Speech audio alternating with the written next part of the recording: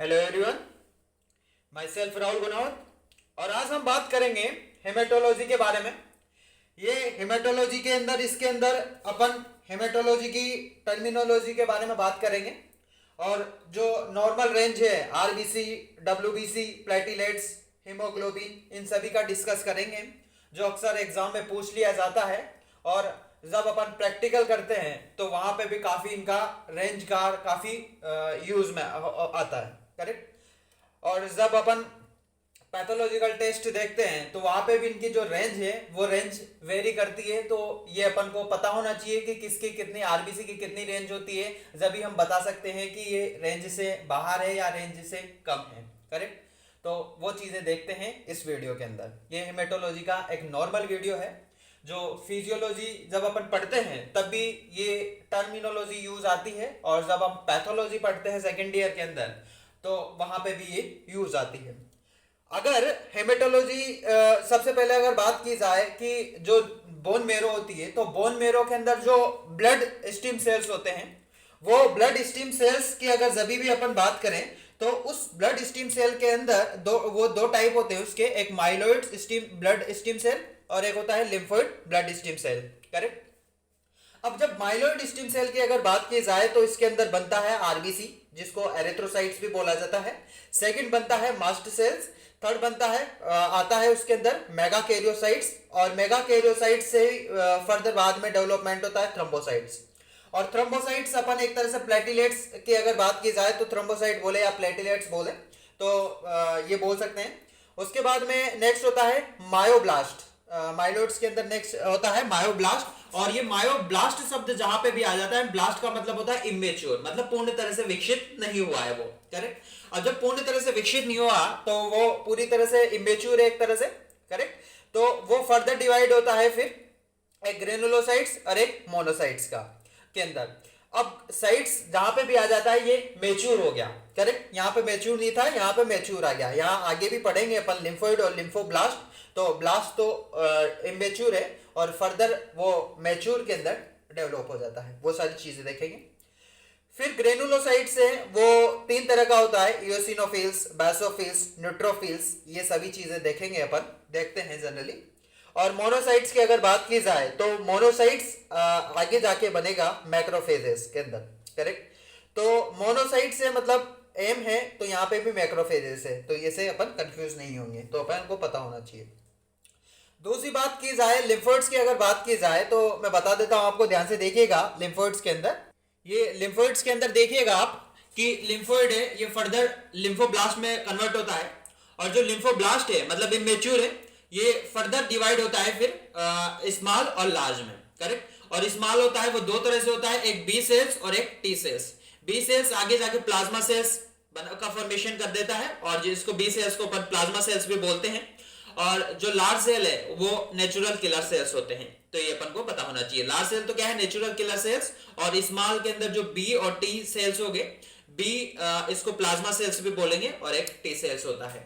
उसके बाद में कुछ डिसऑर्डर है उनके बारे में भी बता देते हैं अपन। आता है टर्मिनोलॉजी जो बहुत जगह देखने को मिलती है, ध्यान से देखिएगा, ध्यान से सुनिएगा। अगर हम बात करें ल्यूकेमिया और लिम्फोमा, दो अलग अलग टर्म है।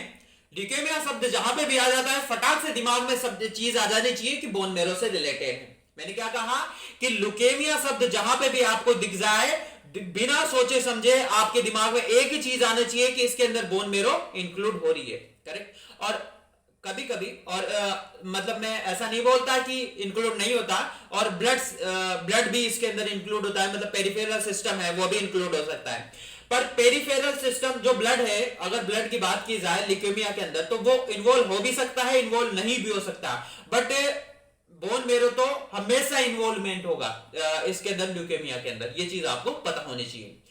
नेक्स्ट अपन बात करें लिम्फोमा। लिम्फोमा मतलब लिम्फ नोड्स या टिश्यू या कोई भी ऑर्गन्स है कि नहीं, तो ये इसके अंदर इंक्लूड होता है। तो अगर लिम्फ नोड्स इंक्लूड होता है तो अपन नोड्स इंक्लूड हो रहा है, लिम्फ नोड्स इंक्लूड हो रहा है तो नोडल लिम्फोमा बोलेंगे। अगर टिश्यू और ऑर्गन अगर इन्वॉल्वमेंट हो रहे हैं तो एक्स्ट्रा नोडल लिम्फोमा बोलेंगे। ओनली एक ही लिम्फोमा है जिसके अंदर बोन मेरो इन्वॉल्वमेंट होती है, वो है ल्यूकेमिया। बाकी सभी के अंदर बाकी किसी के अंदर भी बोन मेरो इन्वॉल्व नहीं होती। तो बोन मेरो कहां पे इन्वॉल्व होती है? जब भी बोन मेरो अगर अक्यूशन आ जाए दिमाग में तो एक ही चीज आनी चाहिए कि ल्यूकेमिया से रिलेटेड है। तो ये चीज आपको पता होनी चाहिए। उसके बाद में नेक्स्ट टर्मिनोलॉजी बता देता हूं आपको, ध्यान से देखिएगा। ये कुछ टर्मिनोलॉजी है, neutropenia, philia, eosinopenia, philia, monopenia, cytosis, lymphopenia, cytosis. अब आपके दिमाग में एक चीज आ रही होगी कि ये क्या बता रहे हो यार। तो ये है, मैं बता देता हूं सिंपल शब्दों में। इन सभी का मतलब ये दो शब्दों से चीजें क्लियर हो जाएगी। कैसे? पेनिया जहां पे भी आ गया इसका मतलब है डिक्रीज हो रहा है, करेक्ट। पेनिया जहां पे भी आ गया इसका मतलब है डिक्रीज हो रहा है, और फिलिया और साइटोसिस जहां पे भी आ रहा है इसका मतलब है इंक्रीज हो रहा है। जैसे न्यूट्रोपेनिया आ गया मतलब न्यूट्रोफिल्स यहां पे घट रही है। इयोपेनिया आ गया, इयोसिनोपेनिया आ गया मतलब इयोसिनोफिल्स घट रही है। मोनोपेनिया आ गया मतलब मोनोसाइट्स घट रही है यहां पे। लिम्फोपेनिया आ गया, लिम्फोसाइट्स घट रही है। अब यहां पे फिलिया आ गया, जैसे मान लो जैसे ये न्यूट्रोफिलिया आ गया, इसका मतलब क्या है यहां पे कि यहां पे न्यूट्रोफिल्स बढ़ रही है। इयोसिनोफिलिया आ गया मतलब इयोसिनोफिल्स बढ़ रही है। मोनोसाइटोसिस आ गया, इसका मतलब क्या है यहां पे कि मोनोसाइटोसिस बढ़ रही है। उसी बात कि लिम्फोपेनिया आ गया मतलब यहां पे लिम्फोसाइट्स बढ़ रही है। तो ये चीज आपको पता होनी चाहिए। उसके बाद में एक और टर्म आ जाता है जहां पे आप बहुत ज्यादा कंफ्यूज होते हो एग्जाम के अंदर, ग्रेनुलोसाइट्स। साइटोसिस का मतलब तो अभी भी मैंने बताया बढ़ना, करेक्ट। फेलिया या साइटोसिस आ गया इसका मतलब है बढ़ना। तो दिमाग में एक चीज आ रही होगी यार यहां पे ग्रेनुलोसाइट बढ़ रही होगी, बट ऐसा नहीं है।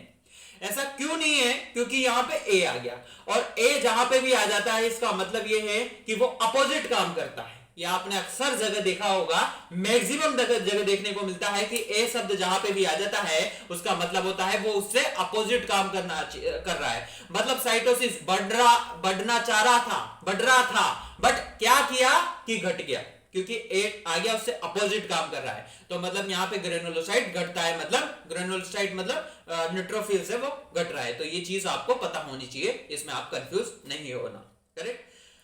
अब उसके बाद में कुछ टर्मिनोलॉजी और है, मैं बता देता हूं, ध्यान से देखिएगा। ये कुछ टर्मिनोलॉजी और है, ये बता देता हूं, ध्यान से देखिएगा कि नॉर्मल रेंज और वैल्यू की बात की जाए तो WBC, सबसे पहले बात करते हैं WBC। तो WBC आपको पता होगा कि जो WBC होती है, ये WBC मतलब व्हाइट ब्लड सेल्स है, जो फाइटिंग सेल्स भी बोला जाता है जिनको, जो हमारी इम्यूनिटी को बढ़ाते हैं। इनकी जो नॉर्मल रेंज होती है वो कितनी होती है? वो नॉर्मल रेंज होती है 4000 से 11000 माइक्रोलीटर ऑफ ब्लड के अंदर। और माइक्रोलीटर ऑफ ब्लड किसके इक्वल होता है? ये होता है 1 मिलीलीटर क्यूब के, करेक्ट। तो ये आपको पता होनी चाहिए। और मतलब 1 माइक्रोलीटर ऑफ ब्लड है वो 1 मिलीमीटर क्यूब के इक्वल होगा। उसके बाद में नेक्स्ट है आरबीसी। आरबीसी मतलब जो हमारे ऑक्सीजन, हमारी बॉडी होती है ना, तो बॉडी के अंदर जो ऑक्सीजन का जो लेवल होता है ना वो मेंटेन करने का काम आरबीसी करती है। और जब आपने देखा होगा कि जब इसका स्ट्रक्चर अपन देखते हैं तो हीमोग्लोबिन का जब इसका स्ट्रक्चर अपन देखते हैं तो वहां पे हीमोग्लोबिन देखने को मिलता है। तो हीमोग्लोबिन होता है, वो हीमोग्लोबिन ऑक्सीजन कैरी करता है यार। उसकी जो रेंज होती है नॉर्मल, वो 4.7 से 6.1 मिलियन पर माइक्रोलीटर होती है, ये तो मेल के अंदर होती है। और 4.2 से 5.4 मिलियंस पर माइक्रोलीटर ये होती है फीमेल के अंदर। अक्सर हर जगह, मैक्सिमम जगह आप देखने को मिलता है कि मेल के अंदर जो रेंज होती है किसी भी चीज की वो ज्यादा होती है इन कंपैरिजन किया जाए फीमेल से, करेक्ट। अब यहां पे प्लेटिलेट्स की अगर बात की जाए तो प्लेटिलेट्स की जो नॉर्मल रेंज होती है वो 15,000 से 45,000 मतलब 1.5 लाख से 4.5 लाख पर माइक्रोलीटर क्यूब होती है, लीटर होती है। मतलब हमारे जो प्लेटिलेट्स की अगर बात की जाए तो प्लेटिलेट्स 1.5 लाख से 4.5 लाख होती है, नॉर्मल रेंज होती है इस प्लेटिलेट्स की। और अगर इससे लेवल कम हो जाता है, आजकल देखने को मिल रहा है न्यूज़पेपर में हर जगह पे कि जो 15,000 से 20,000 प्लेटिलेट्स आ गई तो डेंगू हो रहा है। और डेंगू की जो महामारी बीमारी है वो बहुत ज्यादा फैल रही है अभी के टाइम में।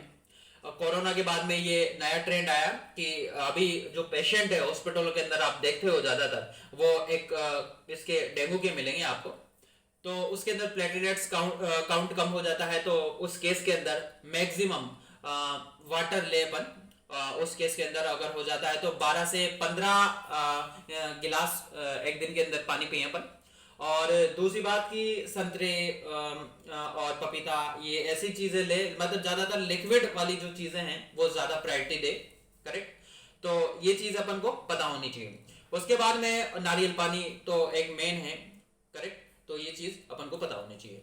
उसके बाद में नेक्स्ट अपन बात करते हैं हीमोग्लोबिन की। तो हीमोग्लोबिन की जो रेंज होती है मेल के अंदर वो 13 से 13 मतलब 13.5 से 17.5 17.5 ग्राम पर लीटर होती है, और फीमेल के अंदर 12 से 15.5 ग्राम पर लीटर होती है, डेका लीटर है। अब यहाँ पे और फीमेल के अंदर जो इसकी रेंज है वो कम क्यों हो जाती है, क्योंकि मेनोस्ट्रेट साइकिल होती है वो फ्लक्चुएट हो जाती है, जिसकी वजह से इसकी रेंज है वो वेरी करती है, कम हो जाती है। और हेमोक्रेटिक की अगर बात की जाए जिसको शॉर्ट फॉर्म में एससीटी भी बोला जाता है, और बहुत सारी जगह एससीटी भी आ जाता है, जिसको मतलब इसका मतलब होता है, इसकी फुल फॉर्म होती है हेमोक्रेट। ये क्या होता है कि जो अगर टोटल 100% जो हमारे ब्लड है तो ब्लड के अंदर जो वॉल्यूम है उसमें आरबीसी का वॉल्यूम कितना है। मैंने क्या कहा कि हमारा जो बॉडी के अंदर जो ब्लड का वॉल्यूम है उसके अंदर आरबीसी का वॉल्यूम कितना है, वही होता है हेमेटोक्रेट। अब जैसे मान लो कि 100 ml ब्लड है, उसके अंदर 48 वॉल्यूम है हमारे ब्लड का, मतलब तो कितना हेमोक्रेटिक वैल्यू हुई इसकी 48%, करेक्ट। तो ये पता होना चाहिए। या फिर ऐसे आ गया कि 48% हेमोक्रेटिक वैल्यू है, तो बताओ कि आरबीसी का वॉल्यूम कितना होगा। तो टोटल 100 ml ब्लड है, करेक्ट, तो उसके अंदर जब 48% हेमोक्रेटिक वैल्यू है तो जाहिर सी बात है कि 48 लीटर वहां पे उसका वॉल्यूम होगा आरबीसी का, ये पता होना चाहिए। और यहाँ पे आपको ग्राम पर लीटर डेका लीटर के अंदर इसकी ये है वैल्यू है, और वहां पे माइक्रो लीटर के अंदर थी, तो ये आपको इनका पता होना चाहिए।